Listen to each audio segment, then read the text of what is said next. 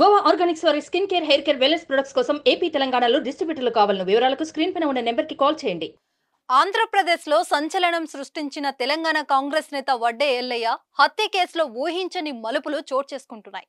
Settlement ఉంది, set చేయాలని అమ్మాయిని ఎరగవేసి ఎల్లయ్యను హత్య చేసిన శ్రీకాంతాచారి అలియాస్ శ్రీకాంత్ రాజు పోలీసులను కోర్టును తప్పుద్రోవ పట్టించాడు. జగ్గయ్యపేటలో ఎల్లయ్యను హత్య చేసి విశాఖ బీచ్ లో డెడ్ బాడీ మాయం చేశానని లొంగిపోయాడు శ్రీకాంతాచారి. కానీ బుధవారం వేదాద్రి దగ్గర ఎల్లయ్య మృతదేహాన్ని గుర్తించారు పోలీసులు. మే 16 నుంచి రోజుకో మలుపు తిరుగుతున్న ఈ మర్డర్ మిస్టరీ పూర్తి వివరాలు ఇప్పుడు తెలుసుకుందాం.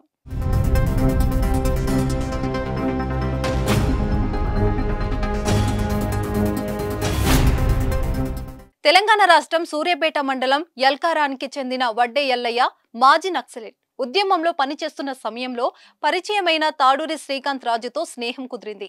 ఇద్దరు ఒకేసారి జనజీవన స్రవంతిలో కలిశారు.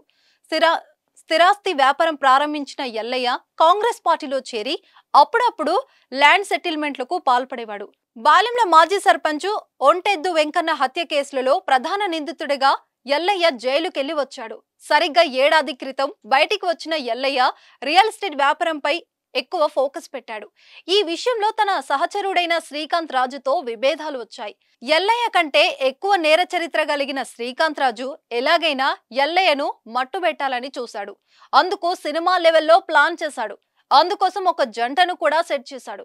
ఏప్రిల్ 18వ తేదీ ముహూర్తం ఫిక్స్ చేశాడు. సహజీవనం చేస్తున్న దంపతులుగా హైదరాబాద్ కు చెందిన అపర్ణ, సూర్యాపేటకు చెందిన శ్రీనివాస్ ను ఎల్లయ్యకు పరిచయం అయ్యేలా చేశాడు.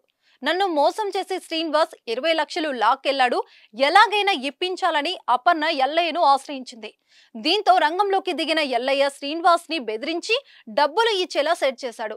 కానీ ప్లాన్ లో భాగంగా శ్రీనివాస్ ఏపీలోని జగ్గయ్యపేటకు వస్తే క్యాష్ ఇస్తానని నమ్మించాడు. అపర్ణ ఎల్లయ్యను తీసుకుని సూర్యాపేట నుంచి జగ్గయ్యపేటకు ఎల్లయ్య కారులో వచ్చింది. ప్లాన్ ప్రకారం ఎల్లయ్యను శ్రీకాంత్ రాజు తన అనుచరులతో కలిసి చంపేశాడు. జగ్గయ్యపేట పిఎస్ లో కిడ్నాప్ కేసు నమోదైంది. ఎల్లయ్య ఆచూకీ కోసం పోలీసులు బృందాలు తీవ్రంగా శ్రమించాయి. మే 1 వరకు ఎలాంటి పురోగతి సాధించలేకపోయారు పోలీసులు. కానీ అనూహ్యంగా శ్రీకాంతరాజు సూర్యాపేట తహసీల్దార్ ఎదుట లొంగిపోయాడు. ఏప్రిల్ 19వ తేదీన ఎల్లయ్యను జగ్గయ్యపేట అద్దె రూమ్ లో కొందరు అనుచరులతో కలిసి చంపేశానని ఒప్పుకున్నాడు.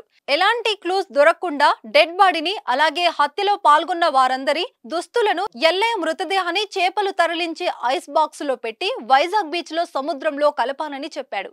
దీంతో పోలీసులు ఎల్లయ్య డెడ్ బాడీ కోసం సముద్రంలో మంగళవారం వరకు వెతుకుతూనే ఉన్నారు. ఎలాంటి ఆచూకీ దొరకకపోవడంతో కేసును సవాల్గా తీసుకున్న పోలీసులు శ్రీకాంత్ తో పాటు హత్యలో పాల్గొన్న వారిని తమదైన శైలిలో విచారించారు. బుధవారం ఎల్లయ్య మృతదేహాన్ని కనిపెట్టారు. జగ్గయ్యపేట మండలం వేదాద్రి బండిపాలెం మధ్య అడవి ప్రాంతంలో సగం కాల్చి పూడ్చిపెట్టిన మృతదేహాన్ని బయటికి తీశారు. కుటుంబ సభ్యులను పిలిపించి ఎల్లయ్య డెడ్ బాడీనని నిర్ధారించారు. పోస్ట్ మార్టం అనంతరం వారికి అప్పగించారు. మే 19న మృతి చెందిన ఎల్లయ్య అంత్యక్రియలు స్వగ్రామమైన ఎల్కారంలో బుధవారం పూర్తి చేశారు. ఏది ఏమైనా ఇద్దరు ప్రాణ స్నేహితులు డబ్బుల కోసం విరోధులుగా మారి ప్రాణాల మీదకు తెచ్చుకోవడం ఇప్పుడు తీవ్ర చర్చనీయాంశమైంది.